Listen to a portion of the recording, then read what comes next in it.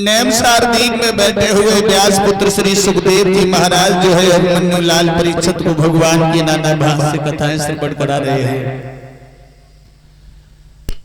भक्त और भगवान के बारे में ज्ञात करवा रहे हैं। ऐसे राजा महाराजाओं का चरित्र श्रवण करा रहे हैं जिससे महाराज परीक्षित का ध्यान जो है वो कथा से विचलित न हो जाए। श्रोताओं, अभी सभी भक्त शास्त्री जी के मुखारबिंद से आप लोग बड़ा सुंदर अभी चरित्र श्रवण कर रहे थे। परीक्षित महाराज कथा कहाँ चल रही थी?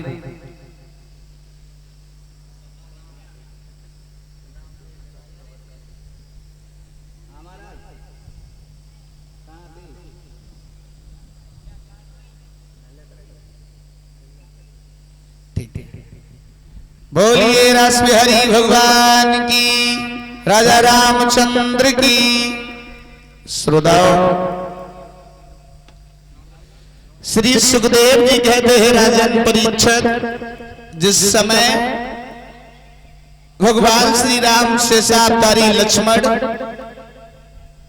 को लेकर के जिस समय चले आए हैं विश्वामित्र भगवान श्री राम और लक्ष्मण को क्यों लेकर के चले आए परीक्षित महाराज? क्योंकि विश्वामित्र का आश्रम था आजमगढ़ में, और जब भी वो हवन यज्ञ किया करते थे तो राक्षस लोग जो है कभी उनका हवन यज्ञ पूर्ण नहीं होने देते थे। तो उन्होंने सोचा क्यों ना भगवान का अवतार हो चुका है, क्यों ना उन्हें लाया जाए यहाँ और राक्षसों का अंत किया जाए। आज महाराज दशरथ से लेकर के दोनों भाइयों को चले आए, धीरे धीरे आगे बढ़ते चले गए। श्रोताओं, तो जब आगे बढ़े तो क्या देखा है भगवान राम के सामने से?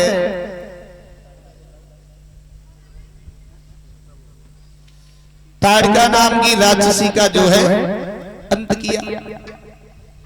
आगे बढ़ गए और आजमगढ़ में जिस समय पहुंचे तो वहां पर जो है विद्या को सीख के निपुण हुए। विद्या को सीखा दोनों भाइयों ने।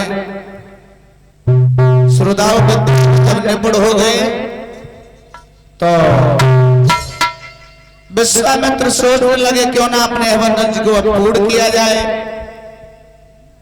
तो उन्होंने क्या किया, बहुत सुंदर जो है यज्ञशालाएं बनवाई गई हैं, केला के खंभ सुशोभित है, सुंदर मंद हवा चल रही है। भगवान श्री राम से अवतारी लक्ष्मण उस यज्ञ की रक्षा कर रहे हैं। और जब यज्ञ का कार्य प्रारंभ हुआ और सुहा सुहा की धुन जो है आकाश मंडल में गूंजने लगी है। श्रोताओं, तो उस यज्ञ को विध्वंस करने के लिए महाराज राक्षस सब चले हैं, लेकिन भगवान श्री राम से अवतारी लक्ष्मण के बाणों से राक्षस पे राक्षस गिर रहे हैं। जिस तरीका से बसंत ऋतु में वृक्षों से पत्ते गिरते हैं उस तरीका से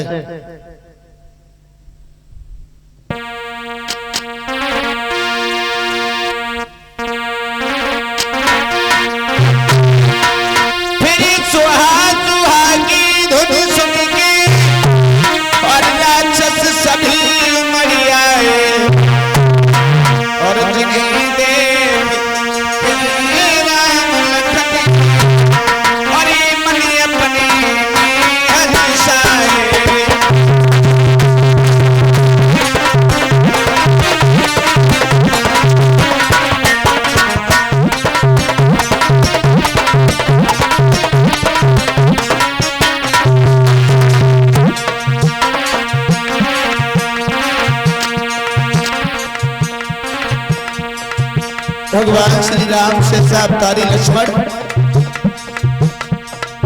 रक्षा कर रहे हैं। और सुहा सुहा की धुन जब आकाश मार्ग में गूंजने लगी तो राक्षस पे राक्षस गिर रहे हैं।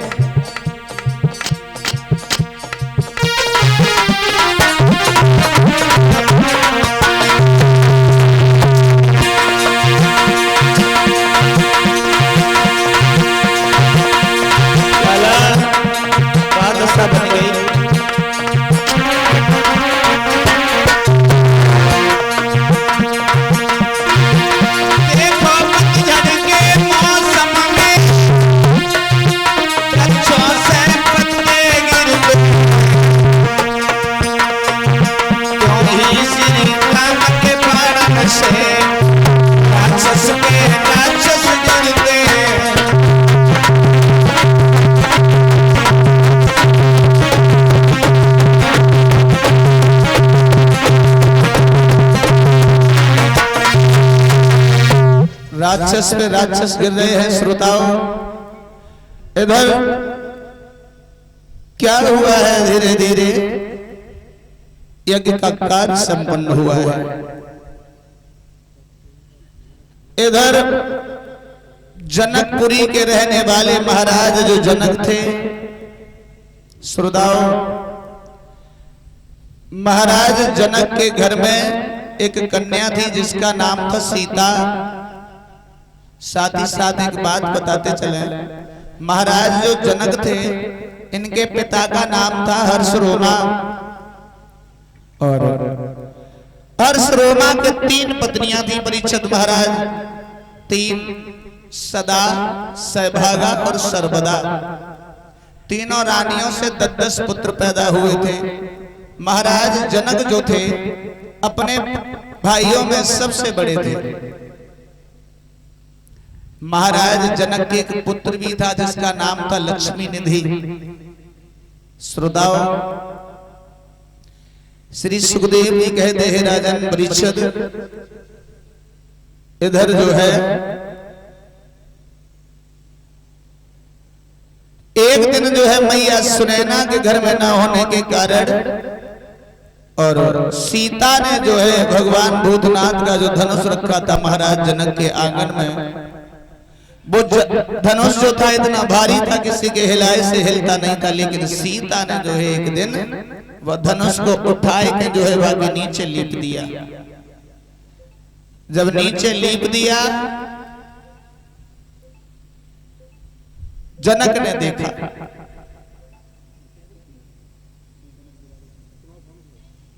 श्रोताओं, तो कहानी कुछ और बन गई।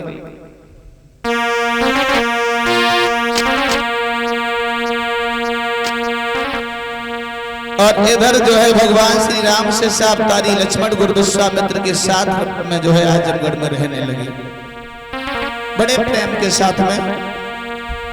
और इधर जो है जनक ने देखा कि श्री जनकी दुलारी सीता ने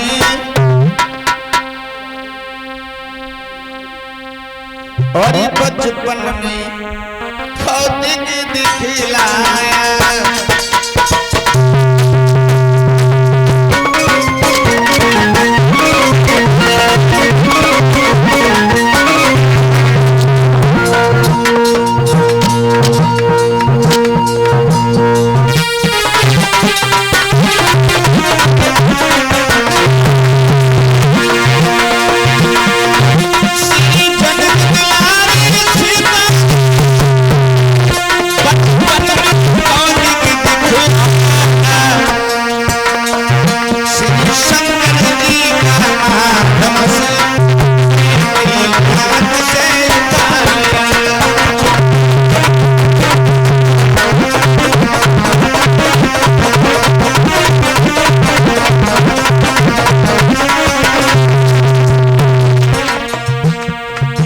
परीक्षित महाराज सीता जी ने धनुष को उठा लिया तो जनक ने देखा,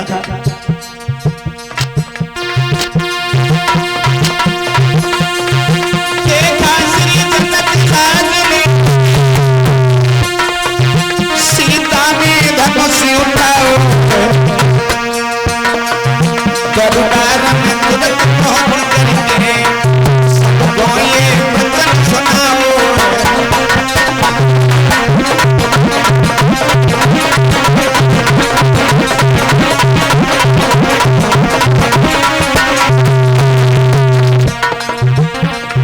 महाराज जनक दौड़ पड़े, दरबार में पहुंचे और सभा में पहुंच करके एक ही बात कही सबसे,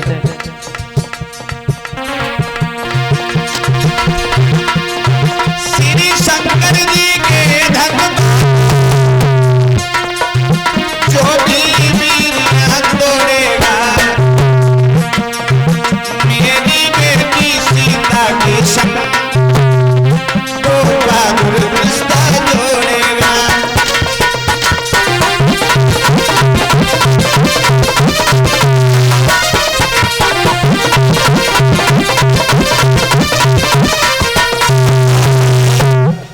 महाराज जनक ने जब ये देखा कि सीता ने जो है धनुष को उठा लिया। श्रोताओं दौड़ पड़े, सभा में पहुंचे और एक ही बात कही है। सभा के लोगों, देश विदेश के राजाओं के लिए खत भेजो और उस खत में, उस पत्र में, उस चिट्ठी में एक ही बात लिखो।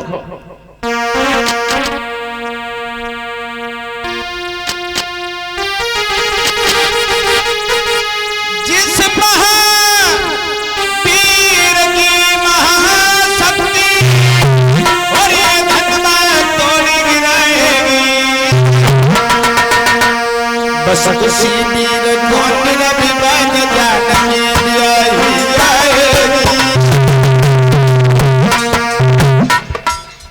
जो भी वीर, जो भी बहादुर हमारे घर में भूतनाथ भोले बाबा का धनुष रखा है, वो धनुष इतना भारी है किसी के हिलाए से हिलता नहीं है। लेकिन हमारी बेटी सीता ने वो धनुष को उठा के उसके नीचे लिख दिया है। जो भी वीर, जो भी बहादुर उस धनुष को उठा करके तोड़ देगा, मेरी बेटी सीता के साथ में रिश्ते को जोड़ दो।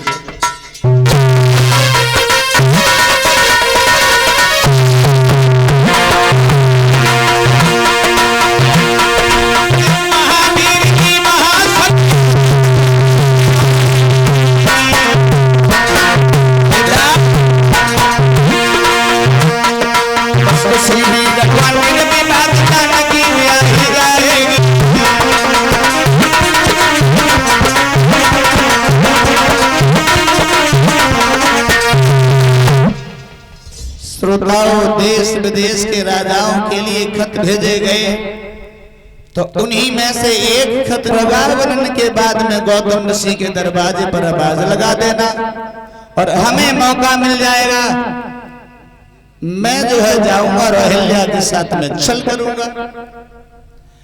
आज श्रोताओं बोले ठीक, आज जो है चंद्रमा इंद्र के साथ में चला। श्रोताओं और समय का रहे लला क्या बजे, जय समय रात को रहे। हाँ क्या किया उसने भागे ने, कभी दिया धी रात रे सोई दैया भाग लगाई,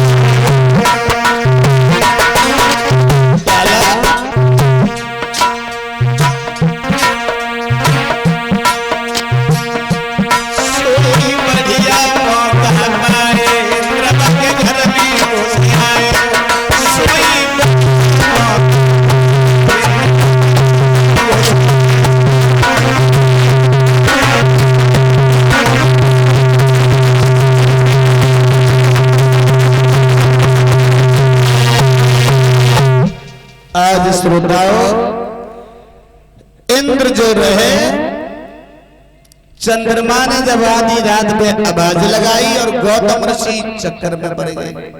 गौतम ऋषि सोचने लगे बाजी बा, आज तो बड़ा जल्दी सवेरा हो गया, आज तो हम सो ही ना पाए। उन्होंने वस्त्र उठाए, कमंडल लिया हाथ में, वो तो चले गए गंगा स्नान करने के लिए।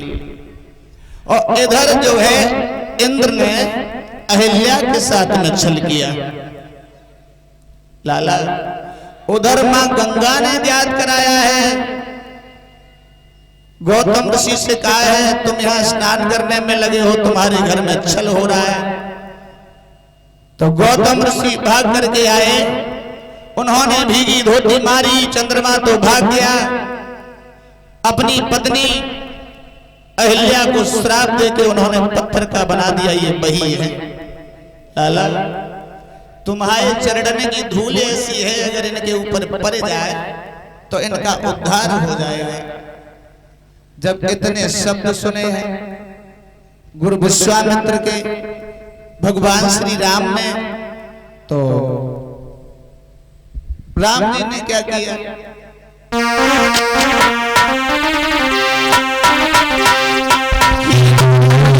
विश्वामित्र के कहने पर और युनि अहिल्या का उद्धार किया।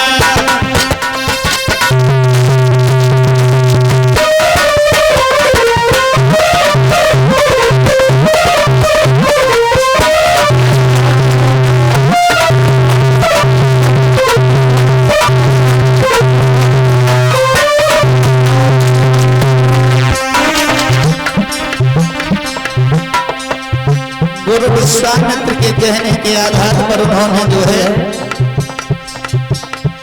अहिल्या का उद्धार किया।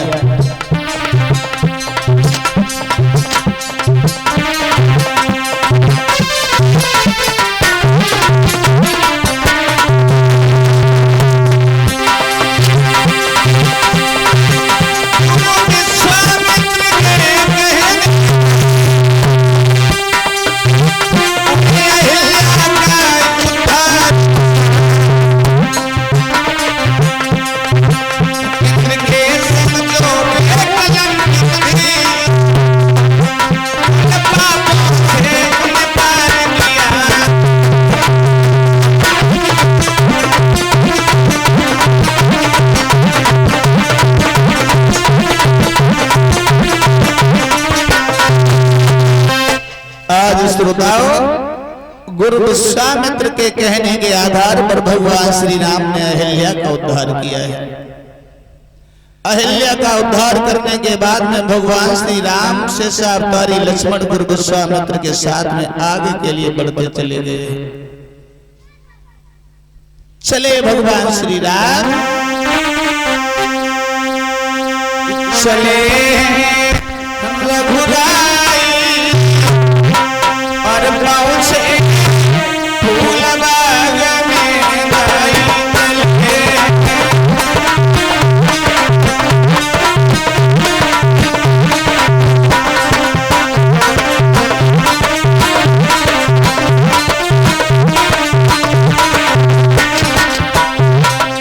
ताली बजाने की जोर से सब लोग बोले चले रघुराई पहुंचे फूल बाग में गाई चले।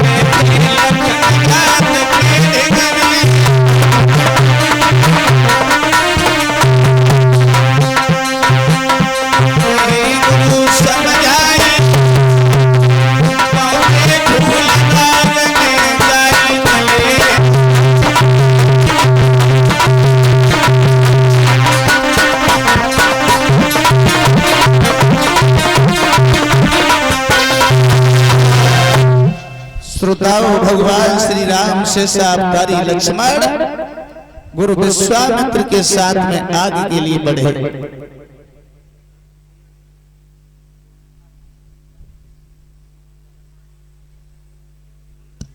श्रोताओं,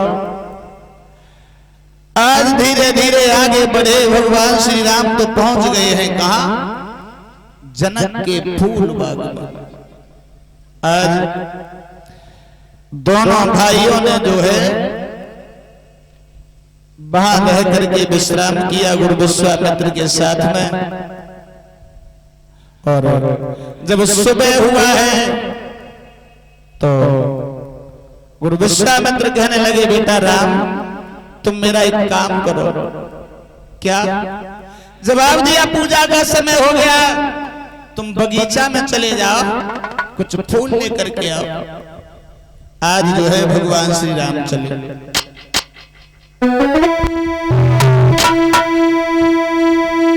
आज्ञा पाएंगे श्री राम चले, पहुंचे बिने फुलवारी में, और रहता था जहां बसंत खड़ा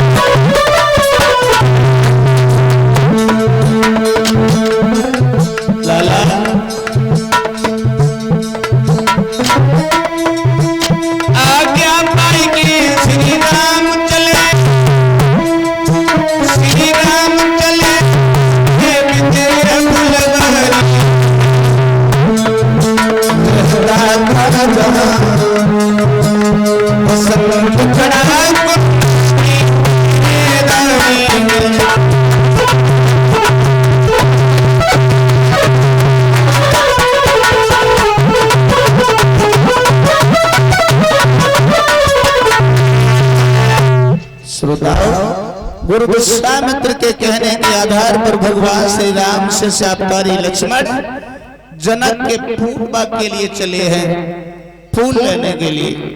आज दोनों भैया जो रहे जब धीरे धीरे आगे बढ़े, पहुंच गए जनक के फूल बाग में। तो जब बाग की सुंदरता को देखा परीक्षित महाराज तो फूल लेना भूल गए, घूम के देखने लगे। चलो लक्ष्मण कहने लगे, भैया देखो बगीचा कितना सुंदर है, चलो हम लोग घूम के आए। आज भगवान श्री राम से अवतारी लक्ष्मण के साथ में आगे बढ़े बगीचा घूमने के लिए बगीचा में। श्रोताओं, जब आगे बढ़े हैं तो क्या देखा उन्होंने? उस बगीचा के अंदर एक बहुत सुंदर तालाब है परीक्षित महाराज, और उस तालाब के किनारे पर एक गिरजा का मंदिर है। देखा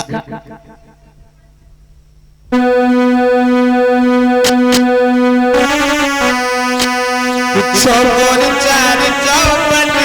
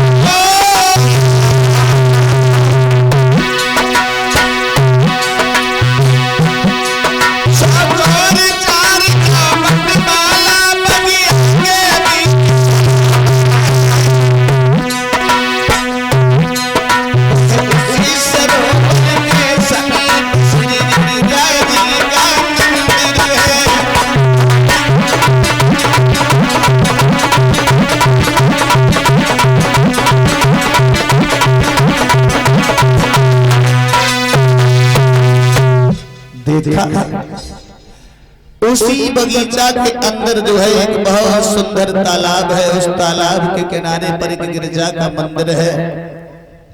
तो दोनों भाइयों ने जब देखा तो एक वृक्ष की छाया में दोनों भैया बैठ गए और ये जो रहे 22 समय पे 22 दिन 22 तिथि पे सीता जी जो रहे जो संग की सहेलियन को लेके और बगीचा में मैया गिरजा के मंदिर में पूजा करने के लिए लला चली। सीता जी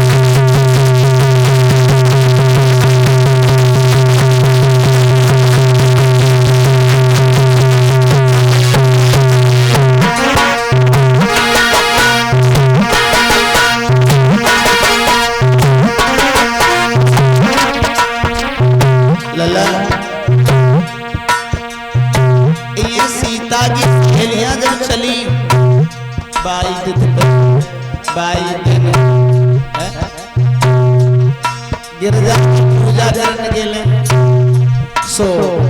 सीता जी की एक सहेली जो रहे जो बगीचा में है तो सीता जी से बिछड़ेगी।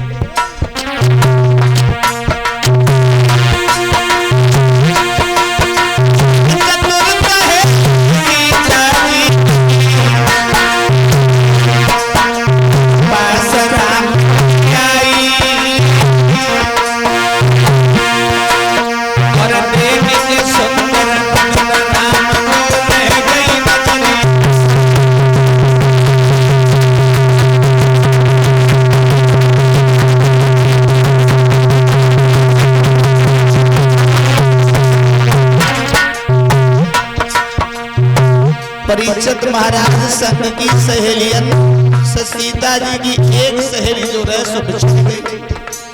और जब वह बिछड़ गई तो जहां पे भगवान श्री राम से सावधानी लक्ष्मण बैठे वहीं पहुंच गई और जैसे ही भगवान श्री राम के स्वरूप को देखा तो दीवानी बन गई।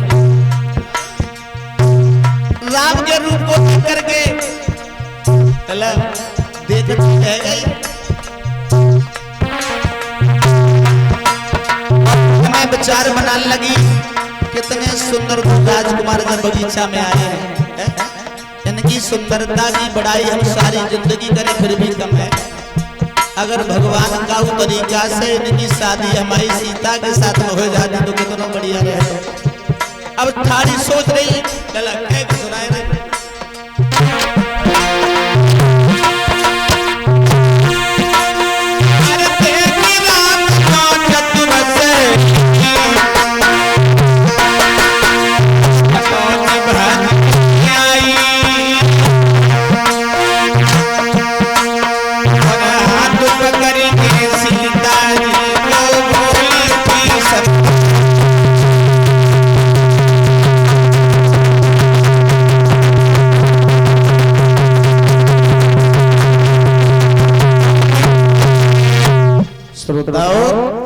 इधर एक सहेली जो बिछुड़ गई भगवान श्री राम को उसने देखा उनकी सुंदरता को देखा, एकदम से वहां से भाटाड़ी बही, सीता जी के पास में पहुंची।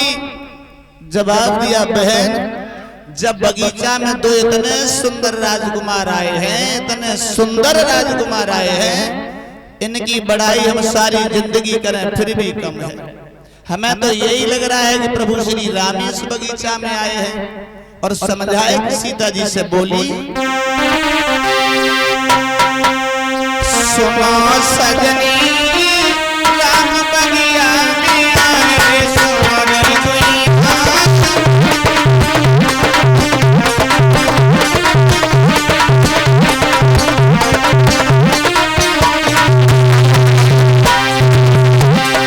बोली, बगिया में आए, बगिया सोनी दुनिया राम बगिया में आए, बगिया में आए।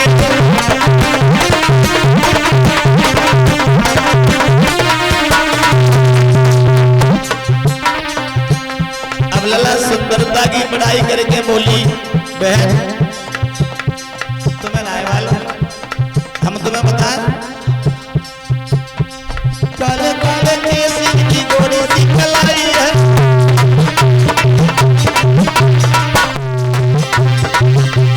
काले काले केस की गोरी सी कलाई है, हाथ पकड़ के सीता जी को रही सुनाई है, सीता जी को रही सुनाई है, सारी दुनिया राम बगिया में आए, सुनो सजनी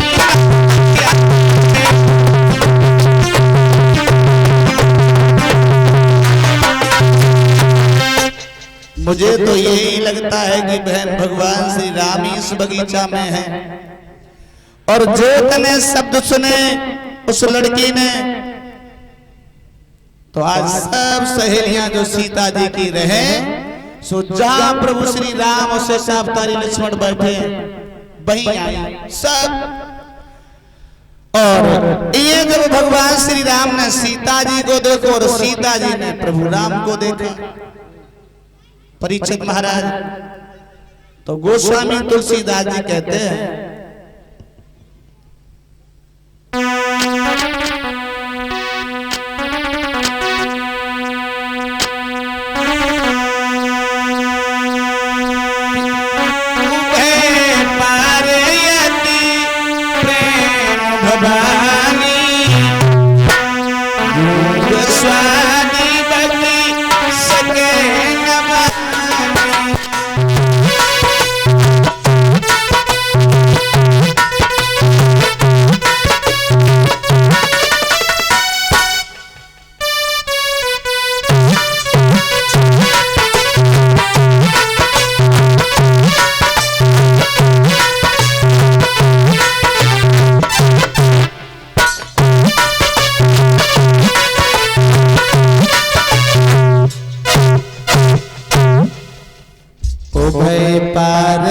प्रेम भवानी और गूंग स्वाद बक सके न बानी।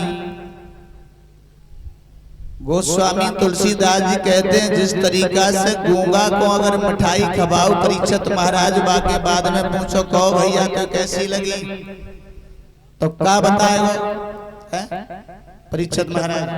अगर गूंगा को मिठाई खवाओ और बाके बाद में पूछो कहो भैया तो कैसी लगी, तो बोल तो पाएगो ना, फिर कैसे मालूम पड़ेगा अच्छी लगी है कि खराब लगी। गोस्वामी तुलसीदास जी लिखते हैं, अगर गूंगा को मिठाई खवाई जाए अगर बाई अच्छी लगेगी तो वो हंस दिए, समझ ले जाए अच्छी लगी। भाई दशा भगवान श्री राम और सीता जी की बन गई।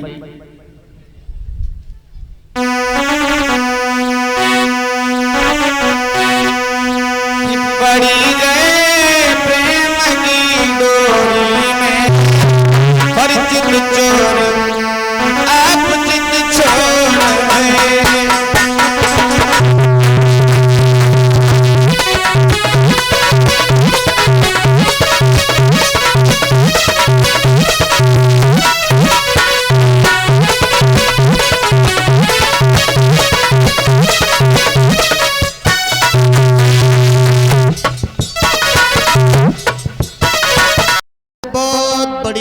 पतिव्रता स्त्रियां हुई हैं। अनुसुईया को देखो, लाला सीता जी को देखो, बड़ी बड़ी पतिव्रता स्त्रियां हुई हैं इस भारत भूमि पर। एक बार हमने सोचा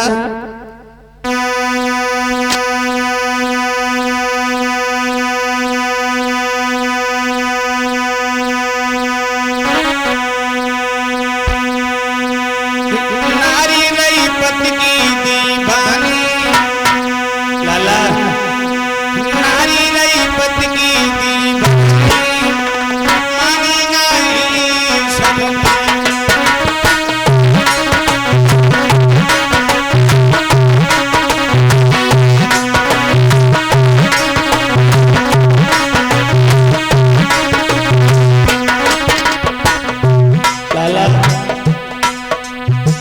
इस भारत भूमि पर बड़ी बड़ी पतिव्रता स्त्रियां हो गई।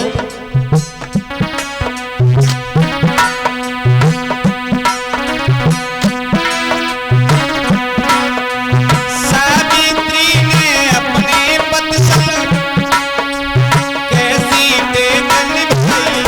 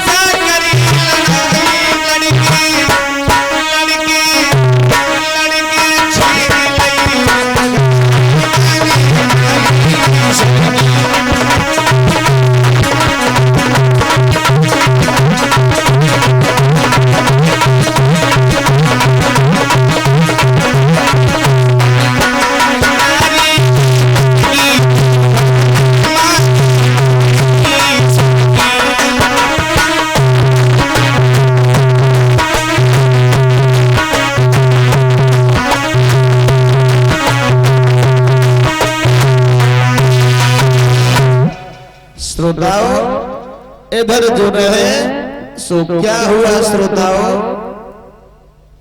इधर श्री सुखदेव जी समझाने लगे हैं राजन परीक्षित।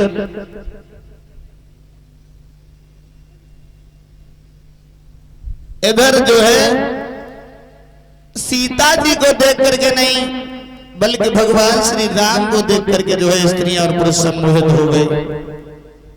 पगुधारी भगवान श्री राम का नाम था। जब से नारी अहिल्या तारी और तब से नाम पढ़ो पगुधारी, भृगु ने छाती पलात जमारी और तब से कहे तेरे पगुधारी। श्रोताओ सीता जी को देख करके नहीं बल्कि श्री राम को देख करके स्त्रियां और पुरुष सम्मोहित हो गए। इधर सीता जी जो है जयमाला लिए खड़ी हुई है रंगभूमि में। श्री राम गुरु विश्वामित्र के साथ में बैठे हुए हैं। बड़े बड़े बहादुर लोग जो है धनुष को तोड़ने के लिए जाने लगे।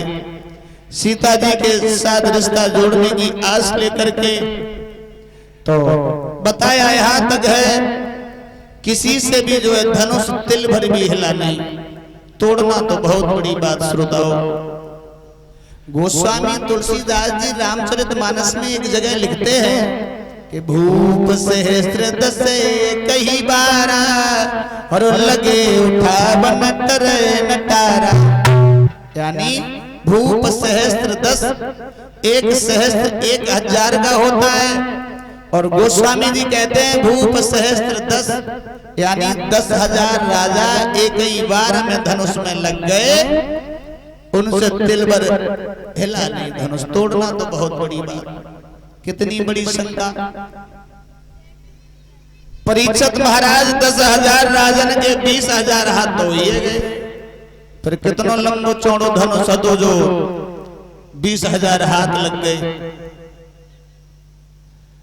वो धनुष में वो करामाती धनुष था। इधर मां गिरजा ने कहा था सीता जिसे तुम दिल से चाहोगे उसी के हाथों से वो धनुष टूटेगा, और जिसे दिल से नहीं चाहोगी वो बड़े बड़े वीर बलवान योद्धा लग जाएंगे, उनके ताकत को खींच के वो अपने वजन को बढ़ा लेगा। श्रोताओं इधर जब किसी के हिलाए से वो धनुष नहीं हिला, तोड़ना तो बहुत बड़ी बात। तो महाराज जब जनक ने ये देखा तो सभा में खड़े हो गए, कहने लगे आ गया मेरी समझ में, आ गया मेरी समझ में। इस पृथ्वी पे कोई बहादुर नहीं है, कोई वीर नहीं है।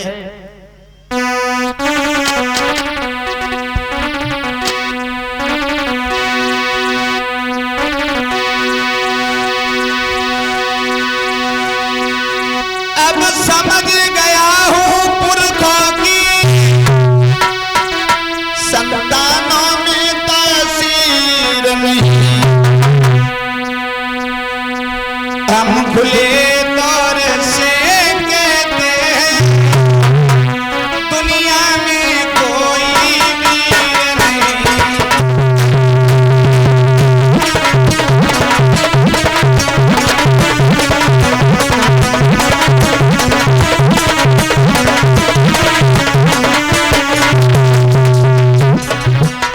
आ गया मेरी समझ में, आ गया मेरी समझ में। पृथ्वी पर कोई वीर नहीं है, कोई बहादुर नहीं है।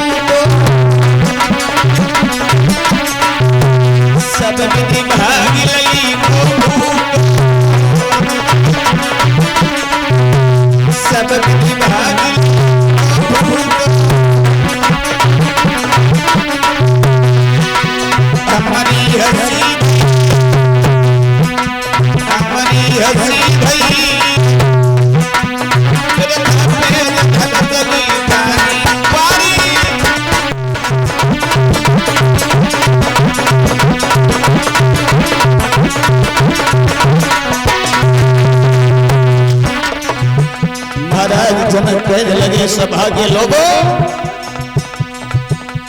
तजसिए आस जाओ घर सबरे, तजसिए आस जाओ घर सबरे, पूर्ण वचन भय नाय हमरे, पूर्ण वचन भय नाय हमरे।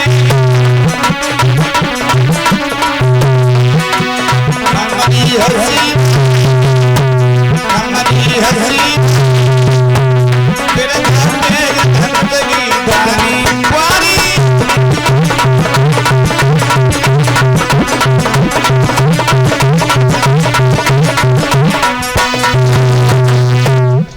आ गया मेरी समझ में। अरे इस पृथ्वी पर कोई वीर नहीं है, कोई बहादुर नहीं है। और जो इतने शब्द जो है शेषावतारी लक्ष्मण ने सुने, वो शब्द उनसे सहन नहीं हुए। कहने लगे जनक, ओए क्या कह रहे हो? पृथ्वी पर कोई वीर नहीं है, कोई बहादुर नहीं है। अरे तुम्हें नहीं मालूम है, अगर हम अपने गुरु की आज्ञा पा जाए तो इस ब्रह्मांड को गेंद की तरह उछाल के फेंक दे। यदि आज्ञा तो गुरु की पाए जाऊं,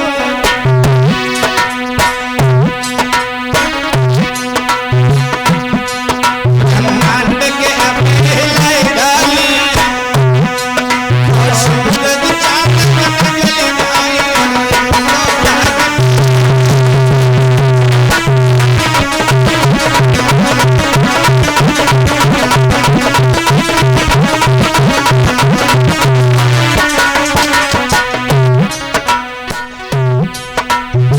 अगर मैं अपने गुरु की आज्ञा पा जाए तो इस ब्रह्मांड को गेंद की तरह उछाल के फेंक दे। बोल बोल बोल।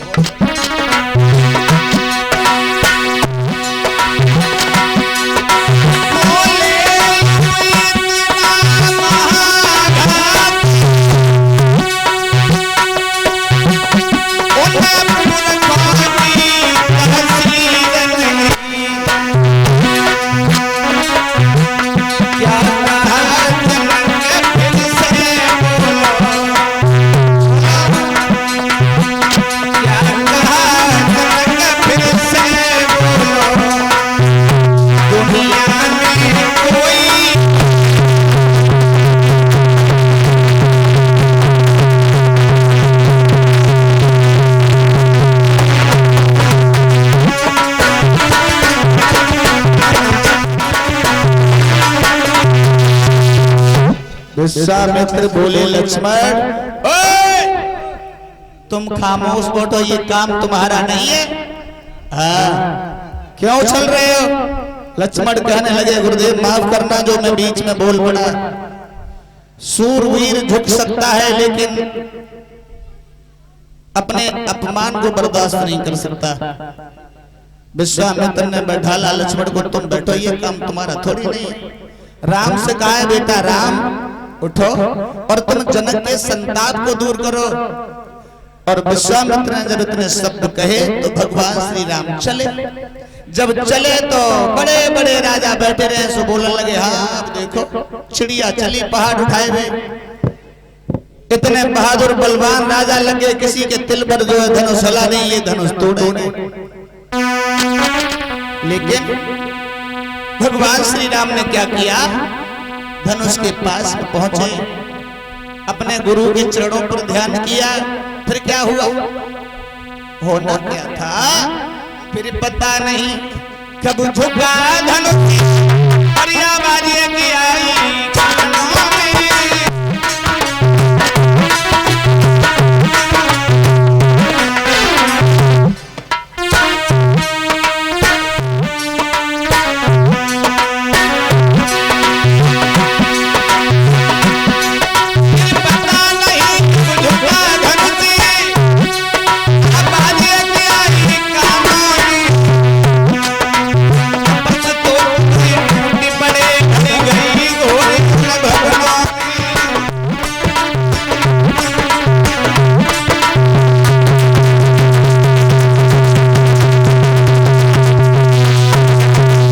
भगवान श्री राम आगे बढ़े, फिर पता ही नहीं चला कब जो है धनुष को उठा करके उन्होंने तोड़ दिया। और जैसे ही धनुष टूटा सभा में तालियां बजने लगी हैं। इधर सीता जी जो खड़ी रहे संग की सहेलियों के साथ में, वो चली भगवान श्री राम के जयमाला डालने के लिए। अब राम की गर्दन तक नाएं पहुंच पा रही हैं, उचक उचक के रह जाती हैं। काफी जब देर हो गई, संग की सहेलियां जो है लक्ष्मण पास में खड़े रहे, जवाब दो तुम ही कछु पाए करोगे। तब से ठाड़े जवाब दो, हाँ तुमने पहले हमसे कही है ना, अगर तुम पहले हमसे कही तो कब की जयमाला करवाए देते। लक्ष्मण ने बात बना के बोले, हमारे भैया ने कितना बड़ो काम कर दो, हमने अपने भैया के पैर उन्हें छुए। जैसे ही लक्ष्मण ने जो है झुक के पैर छुए और भगवान श्री राम ने झुक के आशीर्वाद दो, सीता को मौका मिल गया एकदम से जयमाला। बोलिए राजा रामचंद्र की